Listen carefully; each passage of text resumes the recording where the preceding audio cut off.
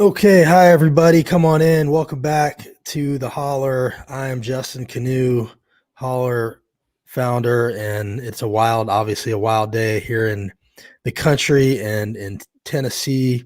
And we're going to try to process all of this. Before we get started, we're at tnholler.com, at the TN Holler on Twitter and Facebook. We're also all over Tennessee now, thanks to your support.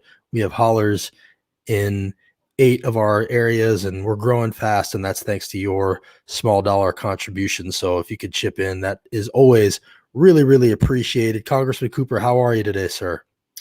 Doing fine, Justin. Always good to see you, even by Zoom or by Steam.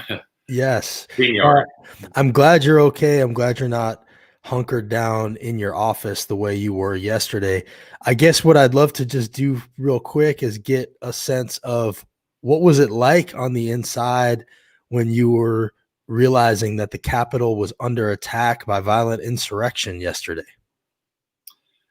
Well, I have to admit, it was pretty scary. We were asked by the police, the remaining police, because they seemed overwhelmed and outnumbered and also sometimes complicit with the protesters. They asked us to not only shelter in place, but barricade the doors, turn off the lights, be as silent as possible so that the people who'd invaded the buildings would not have an easy target. So we locked the doors and did as instructed, but that lasted about 7 hours. That's a pretty long time when normally there's no security problem at all on Capitol Hill. Well, let's talk about that for a second. I mean, I appreciate that you even were willing to mention that. I'm going to flash. Obviously, there were guns drawn on the floor. There was people grabbing podiums. There was a Confederate flag marching through the halls. And, you mentioned that at times it even felt like the Capitol Police were complicit. How was it so easy for them to get through, especially since we saw during the Black Lives Matter protest multiple rings of helmeted soldiers when they didn't do anything really like this? How was it such a soft target with so many important people inside our Capitol? Well, we don't know the answer to those excellent questions yet, but I'm sure there'll be a full investigation. There's several problems. One is, and I've just seen pictures of this, I didn't see it firsthand because I was already sequestered in my office.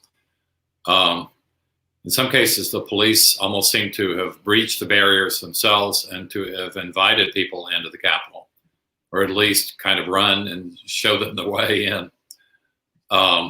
People were able to break windows without any consequence, and that just feeds on itself. People break one window, no punishment, they want to break more.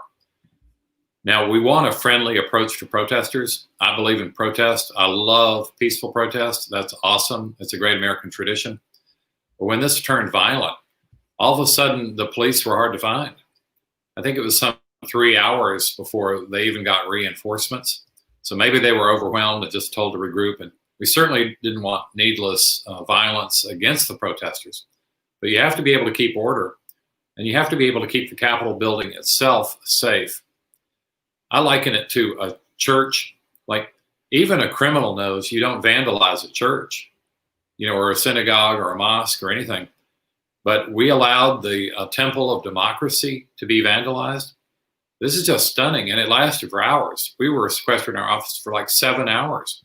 We only got the all clear signal at 1 o'clock in the morning, and that was 4 hours after the House had resumed session. 5 hours after the Senate had resumed. So we didn't know who was roaming the hallways, whether they planted more pipe bombs like were already found at the Democratic National Committee or the Republican National Committee. This is totally out of control now. One saving grace is the fact that the protesters themselves seem to be shocked that they got such easy entrance. So they were not prepared. One guy apparently had zip ties, but they didn't have paint, they didn't have lighters, they didn't set stuff on fire, but they could so easily have done that. There are reports of sledgehammers and other things like that, but this got completely out of control. Yeah, I'm showing clips right now of, there were police opening the gates for them to come on in. This is an image of a video of a Capitol police officer taking selfies with them. You know, it's just such a stark contrast to the reaction to Black Lives Matter protesters. And I think you're right. I think they were surprised that it was this easy. There's no question at all that this was the plan all along, that this was egged on all along. There's images of, you know, people wearing Civil War shirts. You know, they brought these nooses that they use to show their feelings about Congress. And these are, you know, people inside. These are known Trump supporters, Baked Alaska, neo-Nazis. You know, we now have people like Rep. Terry Lynn Weaver, who's a state rep here, saying that it was Antifa that did it, that the rally goers were actually peaceful. What do you think about that kind of misinformation and obvious lying coming from elected officials? Well, first of all, let's blame the person who's most responsible for this, which is the president himself. He incited a mob to riot, which has always been illegal in American history. Fortunately, several of his staffers have started resigning. Now, they should have done it 4 years ago, but finally, it's even too much for the most diehard Trump supporters. And I was actually proud of our two senators from Tennessee to finally, they changed their attitude on supporting, protesting the count of the Electoral College. But it's a little bit late. But my attitude is if you sow the wind, you're going to reap the whirlwind. And too many elected officials have spread these lies. And too many people who believe these lies don't realize that they've been poisoned by them. We should all be seeking the truth. And I hope that people at every level, whether in government or not, starts paying more attention, at least fact check things. I get calls from adults who really should know better. I liken it to the alligators in the New York City sewers. They're Nashville school children who believe that, who've never been to New York, never going to go to New York, but somehow they believe they're alligators in the New York City sewers. I know one young person who's even written a song about it. I grew up there, and I can tell you I never actually believed that, but it doesn't surprise me that some do. But that's the sort of mistruth that can be spread, and people, they want to believe it. It's fun to believe it. And that's a form of seduction. And in general, adults should be above that and focus on what's real and what's true. Congressman Cooper, I just want to push back on you a little bit here because, I feel like this was always the natural progression of what was happening. And the attack on our democracy started when they started calling into question the election and the legitimacy of the election. So from where I'm sitting, for Marsha Blackburn and Bill Hagerty to, at this last moment after the attack, try to wash their hands of it, I actually feel like it doesn't, granted, it's the right thing to do in that moment, but they had such a hand in this and were filling people's heads with the very stuff that you're talking about. Can we really give them any credit for turning it around this late? It feels like they're just sort of saying, it wasn't us, but it really was them. Well, first of all, I not only respect your point of view, I love the way you've expressed it. And by the way, you had some of the best riot pictures I've seen anywhere. Now I've looked today at the New York Times, Wall Street Journal, Washington Post. You had some great shots there. I'd use the phrase better late than never. I believe in redemption. Some of the worst sinners in the world have ended up doing some good things. Like the guy who wrote the hymn Amazing Grace, hell, he was a slave trader, but that song has done more to uplift people probably than any single thing. So finally he saw the light. So hallelujah. I think we need to have an appreciation like that because whether we like some of these electeds or not, one of them's in there for 6 more years. That's a long time. So it would be great if he improved early on in his term instead of waiting to the end. Well, and I would ask you, you have an inside look at this now, and obviously we saw a lot of that sort of harmony, I guess is the word I would use, on the floor with people like, Langford, I guess, is one that flipped, and a couple of even Kelly Loeffler, said she couldn't back it. Do you think that is going to be lasting? I think, I have a hard time believing that, that's going to last any longer than January 20th, and suddenly everybody's going to have kumbaya and be working together. Do you think there's going to be real coming together after this, that's the silver lining here, or was that for show in the wake of a really horrific day? Well, 2 points. One is, I don't know if people have read Malcolm Gladwell's The Tipping Point.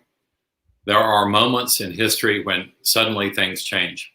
You can't ever tell when you're going to find the straw that breaks the camel's back, but sometimes it's just a straw that does it. The second point is this. You point out that some senators redeemed themselves or tried to redeem themselves last night. Unfortunately, that did not happen in the House of Representatives. So what we need to do is get some of those senators who found the light to talk to their House Republican colleagues and persuade them, because they're going to be much more persuasive with a fellow Republican than I would ever be. So that's an important step. And I think we need to build on what little rays of hope we can find, because I would love for the president to be removed the way Ray Blanton was removed as Tennessee governor years ago when he was doing bad stuff and Lamar Alexander took office early. We need impeachment. We need 25th Amendment. We need the clock to run out, because the real danger we face right now is the danger pointed out by every living Secretary of Defense.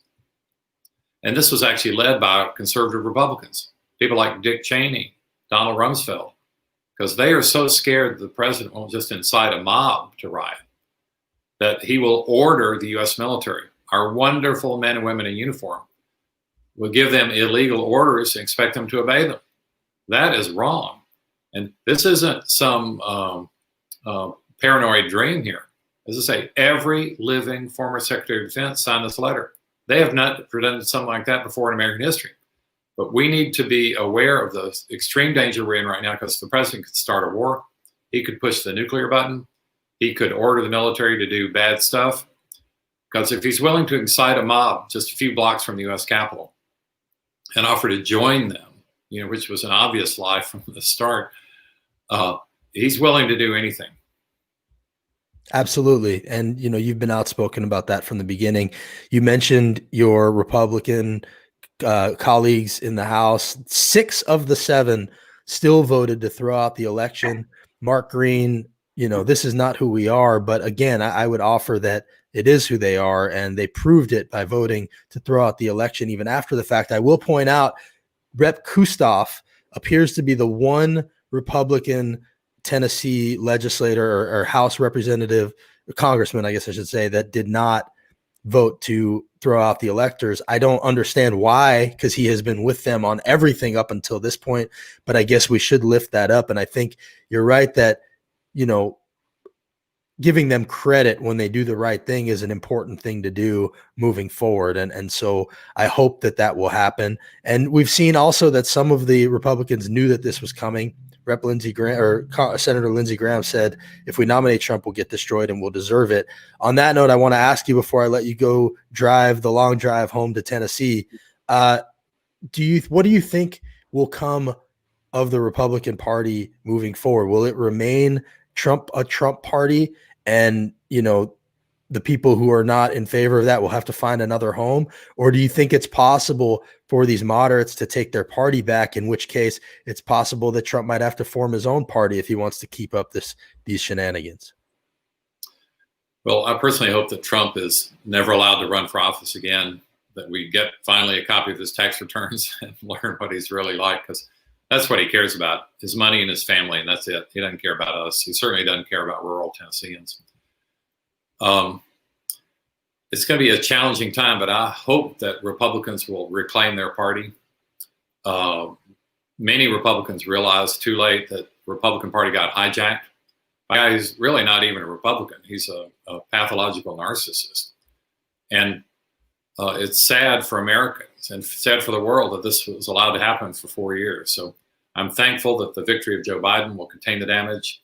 I'm so thankful that the wisdom of the Georgia voters will allow us to have at least an even chance in the U.S. Senate. And we need to remember there that 50 votes, a simple majority, 51 with Vice President Harris, that is not filibuster proof.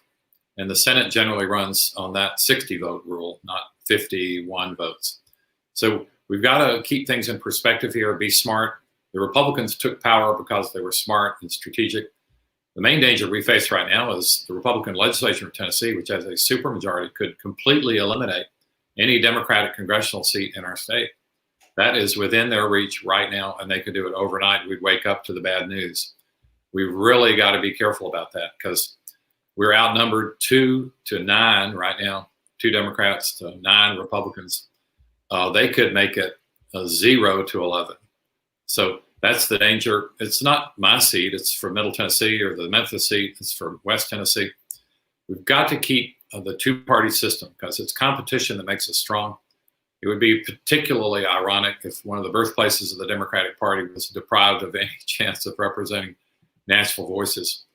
Our main hope in this battle is the fact that the Mark Greens of the world now have R+30 districts, and they might find it a little bit troublesome to have an R+17 district because they've gotten so used to being able to sleepwalk to victory. It's really made them a little bit greedy when it comes to gerrymandering. So we got to be careful about that because there are many dangers we face. And even with the Biden victory and the Senate victory, remember that the House majority is very slim indeed. It's 3 or 4 people can determine the difference. And if history is any guide, the 2022 election is going to be really rough on the Democratic Party. When we had majorities in all 3 branches of government, under Clinton and Obama, we lost those within 2 years. Let's not let that happen under Joe Biden. Well, thank you for your time. Thank you for the fight that you're putting up there. I think, you're right to lift up the Georgia voters and, especially Stacey Abrams and the black voters that came to the rescue. Now it's up to, I won't say you because, you've been doing you're just one of many, but it's up to that group up there to make it count and show them what happens when you do elect Democrats and that they do actually serve the people. So I look forward to seeing what the agenda becomes. I know you'll tell us all about it, and hopefully you'll come back and talk to us again because we always appreciate it. Thanks, Justin. Keep up the good work. Appreciate it. Thank you, Congressman Cooper. That's Congressman Jim Cooper. Appreciate him coming on here. He's always very generous with his time. Thank you guys for joining us today. I just want to tell you that I see your comments and, really appreciate you guys doing this as always. I think to me, it's just too little too late for Hagerty and Blackburn for them to come out and say that they now support certifying the election after convincing everybody like our friend here, Brock Wilson, who I see commenting saying Democrats are cheaters. There's no proof of it. They've lost every court case. You're just swallowing what they're selling you.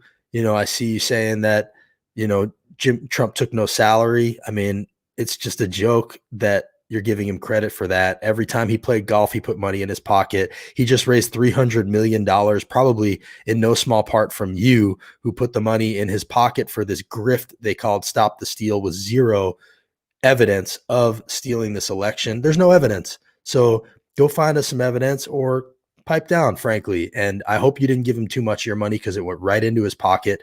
He made hundreds of millions of dollars in this last month off of this grift. And now we've seen it turned into some real ugliness, people calling for civil war, people bringing nooses to the Capitol, breaking into the Capitol. We've seen them carrying Confederate flags. To me, this is the image right here because it really shows what this really is. The Confederate flag, the Confederate Army became these trolls online.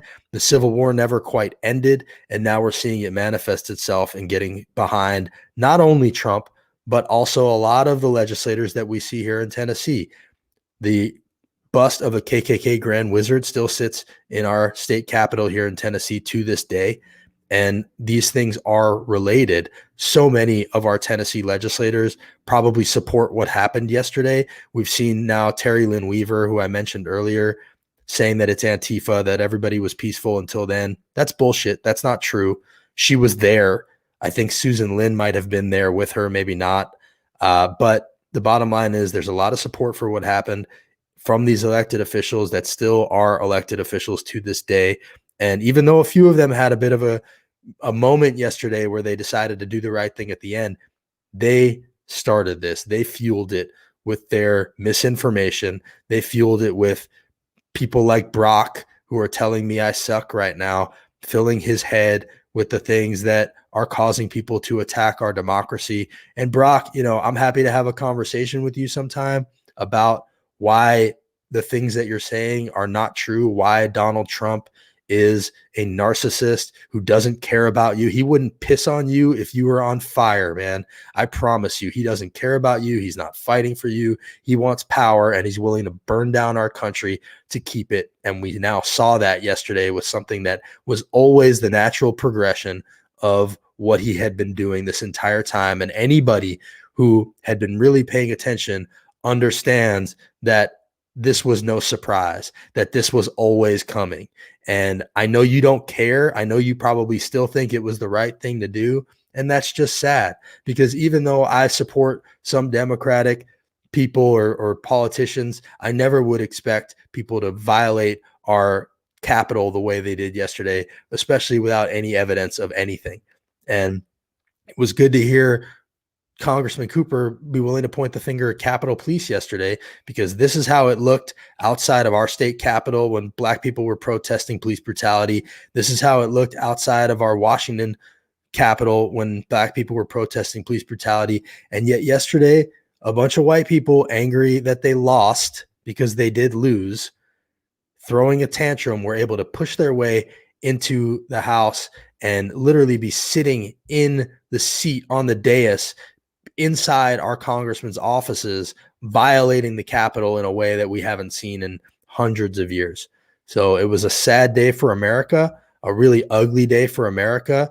And, you know, Brock, we do know who stormed the Capitol. You're wrong about that. We see their pictures. These people were not wearing masks because they don't believe in science. Protest was not peaceful. You're wrong about that. So pretty much everything you've said here, you're wrong about. And we'll be blocking you after this because you've been cursing at us and saying ugly stuff. So I just want you to leave knowing that you are wrong. And I'm happy to have a conversation with you in a peaceful way, but not like this. Adios, Brock. Thank you for joining us. We will be back for the Holler Hour at 2 p.m. And we'll be talking to all of you but Brock. Have a good day.